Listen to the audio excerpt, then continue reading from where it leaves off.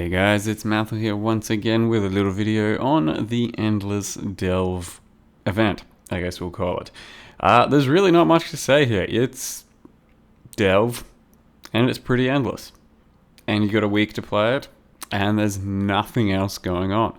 And that is the main issue with the event, at least in my opinion. It is just a very small subset, cornered off portion of the game, and it all kind of needs to come together to be a full game at this point. So without that, Endless Delve is just Delve, and there's no stash in your hideout, there's no, crafting, there's no maps, there's no card turn-ins, there's a lot of shit, and that makes it pretty tough. So the character I've put together here to start with was something that was just supposed to be a little bit hipster, but I thought was pretty fun in my previous iteration, Winter Orb, and the idea was to also go cast while channeling Ice Spear. But without a 5 link, it's not really worth doing, and this character never managed to get a 5 link up to level 87, I think, 86, something like that, because it is really difficult to pull off a 5 link. You either find one, or you use whatever limited fusings you get to fail at 5 linking, and ultimately the best I could do is a 4 link, and it was starting to really catch up with me, the struggle of the entire depth situation. So by the time I got to like level 79, level 80 mob levels, it wasn't too enjoyable to progress anymore, and I just wanted to start something a little bit different, and that's when I jumped over to make a gladiator that could utilize a couple of the new unique weapons just to start with, because they are pretty fun, and then go for some bleed action, because it's been a while since I've done some bleed, and it is a very strong playstyle and archetype in the Delve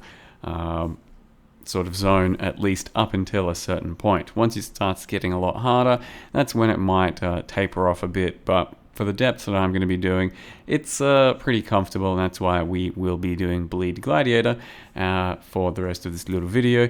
But it was quite a lot of fun to do another little Bleed character. I did find a Rampage axe, so it's like a 300 DPS axe or some shit, but it's got Rampage on it, so that's pretty good for Delve as well. And overall, this character has been zooming way harder than the other one.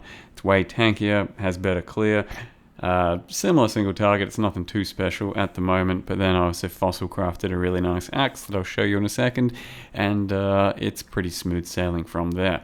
So I'll show you the full character for the bleed one. It is a pretty basic template, but maybe you need one to follow, and it's going to get me well into the depths that I want to get to. The issue is that I definitely won't be getting top 5, because to get top 5, you do have to go really deep, like most likely depth 1000, and that is like 10-12 hours of playing every single day of just pure Delve, and I certainly wasn't going to do that. Because for my money, yes, like I said, there is a big problem with this event, and that is just pure Delve. It's too much. It's not that much fun to do nothing but Delve all day, every day, because a whole week is pretty damn long for this thing. And like I said, without the side content, without a crafting bench, it's just going to be a bit too one-dimensional. And I think this event could have gone a much different route if there was more development time invested in it, to perhaps revamp Delve a bit for the future of PoE as well. But it needs to have new rooms associated with previous mechanics, league mechanics that is, different rewards, different mob types, and different bosses, and all this sort of shit. Basically, we needed a much fresher version of Delve, and then hopefully, incorporate something like a crafting bench, since the game these days is really based around having a crafting bench. Without it, you are severely handicapped in what you can do and what you can loot. And for my money, yeah, there's just not enough going on in this little Delve event to properly enjoy for at least even longer than a couple of days on one character. But there is one sort of small upside, and that is you level really quickly through this, so it isn't too bad to try out multiple characters and multiple different playstyles. Up to level 89, I think it is in my character now, it's taken like 8 hours, and typically for me, for that sort of time frame, especially for the first character, Fresh League, it'd take closer to an entire day. So it's been pretty smooth. It is fun in the absolute short term, but it's not something that is really worth sinking your teeth into for much longer than a few days. So I'll show you what my little gladiator looks like, and then we'll be moving on. So here is my Teensy Weensy Gladiator 4-liter gaming, since I could only really guarantee sort of a 4-link. I wasn't planning for a 5-link or anything, and this character or this playstyle does really benefit, or not benefit, still showcase some strengths off of a 4-link, because it's just so strong having Earthquake, Bleed, and the whole Gladiator thing going together that didn't really even notice that I wasn't using a 5th link for quite a long time. Did eventually get a 5th link on a rather nice axe, because I used a 4-socket resonator and then put in some good fossils for it, a Sanctified, a Jagged, a Corroded, and a Dense, and that pretty much guarantees some fizz rolls. It just depends if they're going to be good or not. And then I had to exalt on the percent fizz. So that 80% fizz didn't previously exist, just managed to slam and hit something there. Ideally, if I had a crafting bench, could have put on like 130% fizz, and then that would have been like a 700 DPS axe or so. But to be honest, at the depths I'm at, which is currently like, I don't know, 160 or some shit, monster level 80 or something, it's Invictus Metal. The entire reason I kind of did a little reroll here that I found is more than enough and has been feeling just fine. Rampage is really good for Delve as well, so that was a nice strong point there. And you can still weapon swap with Rampage. If you're unaware of the mechanic, you can just start out a killing spree by having this on, killing something, and then swapping back out, and you will have Rampage up until you slow your killing down. So besides that, I mean, there's nothing too much going on. I have done, you know, decent amount of killing. I do have okay gear, just a bunch of life and some resists and shit, and it's pretty basic stuff. And the passive tree itself is just going out of your way to get plenty of life, plenty of two-hand stuff, axe stuff, a couple of little Warcry nodes, and just bleed stuff. And then occasionally have to fill out some resists, have to fill out some stats, since it's really hard to guarantee things on your gear for your character. Do have to take this little leech node for my mana over here, and we got Crimson Dance probably about 10 levels ago maybe.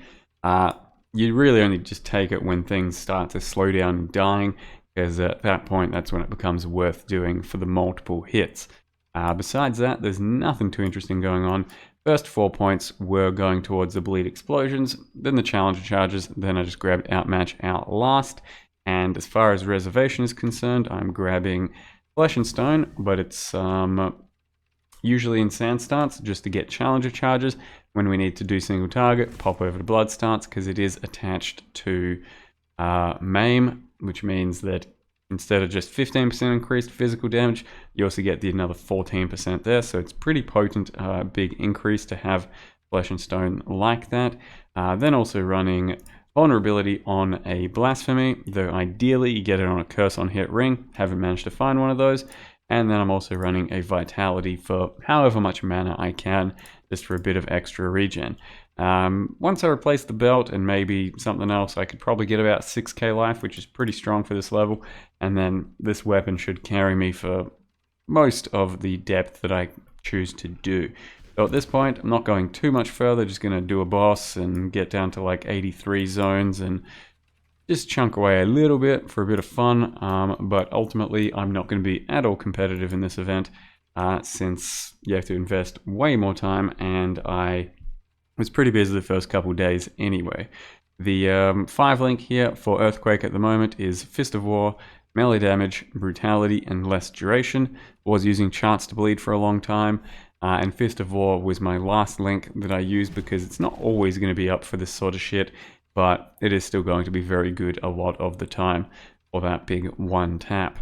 Then got Seismic Cry, Vitality, Dash, Protector, Stone Golem, and up here is Blood Rage, Vulnerability, Blasphemy, and then Leap Slam with faster attacks, Fortify, and Endurance Charge on melee stun for our Endurance charges and our Fortify. Our character's current look is from the Demonic set, mostly. Demonic body armor, Pandemonium helm, Pandemonium cloak, Titan Maul with a Crusader weapon effect. And that's pretty much it.